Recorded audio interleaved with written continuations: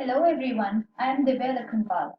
I am a student of the Food and Nutrition Management program at Georgian College. Through this presentation, we would be learning about foodborne pathogenic illness and will specifically discuss bacillus cereus gastroenteritis. So let us start with understanding what are pathogens. Pathogens are disease-causing microorganisms. They could be bacteria, viruses, fungi or parasites. Having understood that, we move on to learning about a foodborne illness.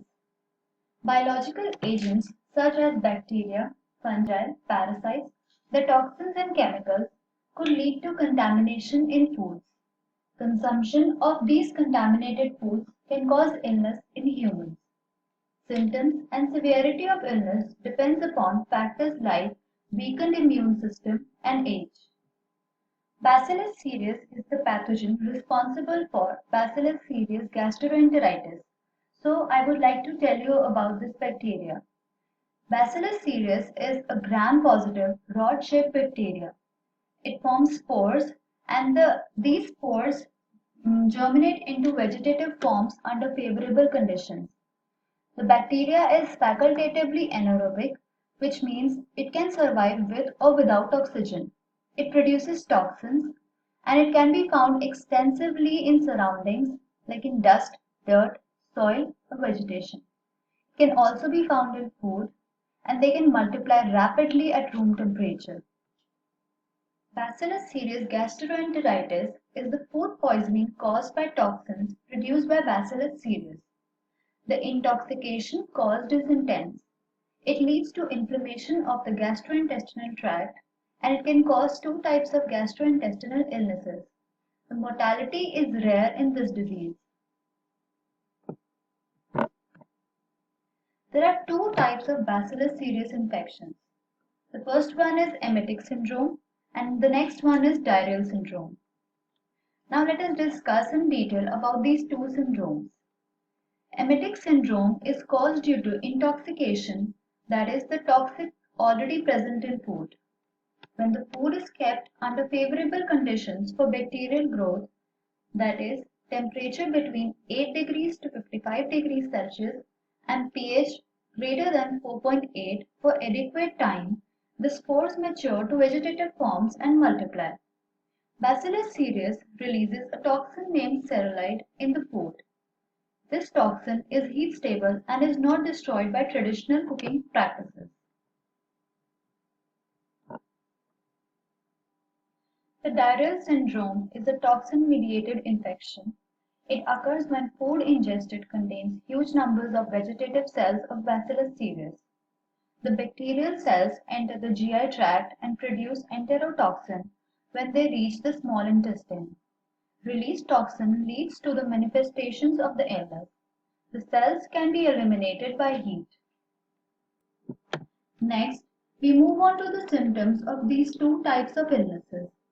Symptoms of the emetic syndrome include vomiting, nausea, and diarrhea that may be present only in some cases, while the diarrheal syndrome includes symptoms like diarrhea, which may be present with blood and mucus sometimes, nausea, and abdominal cramps.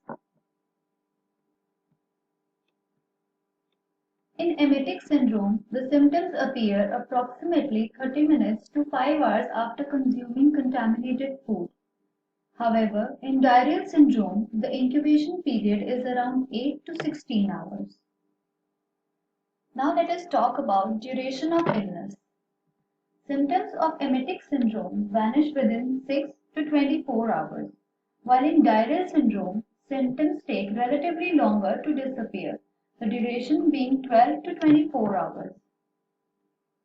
Coming on to the foods responsible for the sickness, in emetic syndrome, the culprits are mainly potatoes, pastas, rice, and cheese products.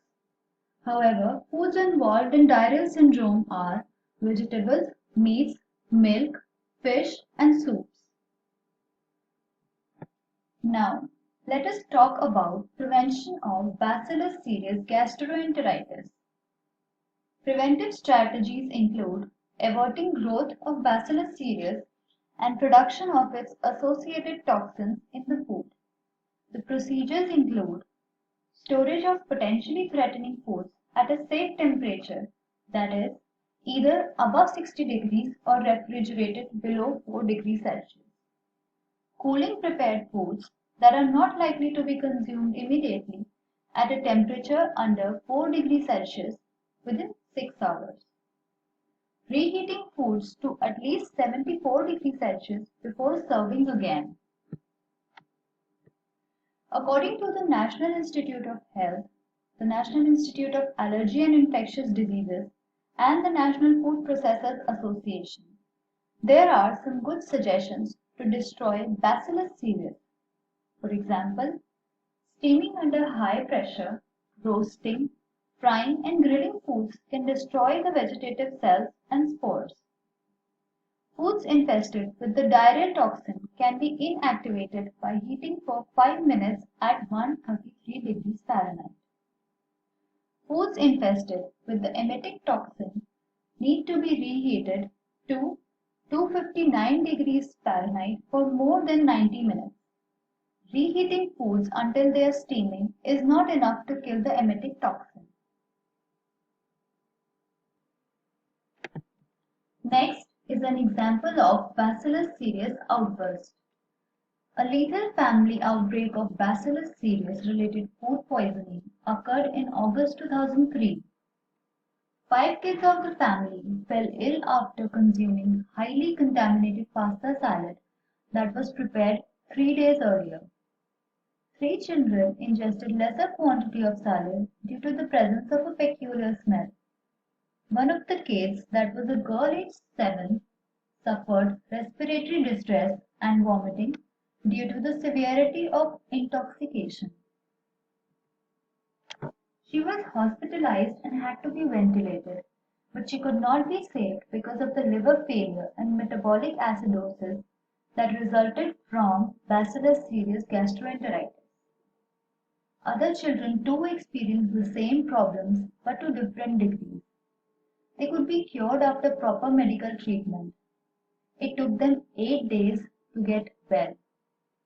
On investigation, 6 food samples, the autopsy report of the deceased girl, and vomiting samples of children revealed the presence of bacillus cereus. This outbreak could have been prevented if the following steps had been taken.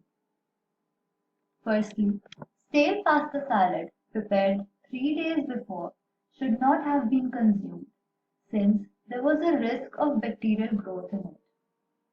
The unusual smell in the salad also indicated the presence of contaminants, which should have been taken into account. Excess pasta salad should have been properly stored, and it should be refrigerated immediately after preparation.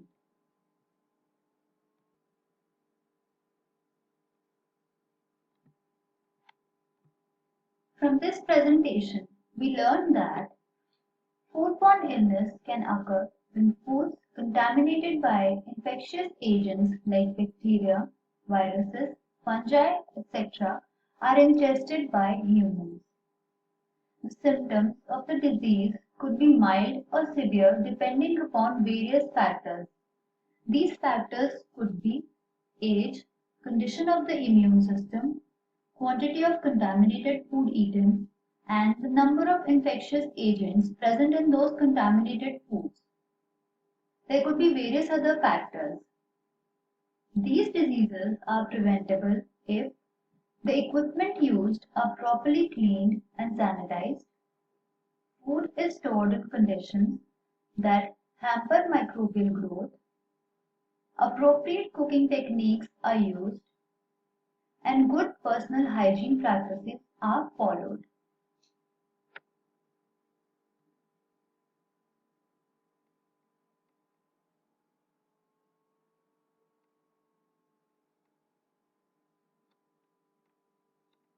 Thank you all for your time and patience. Have a great day ahead.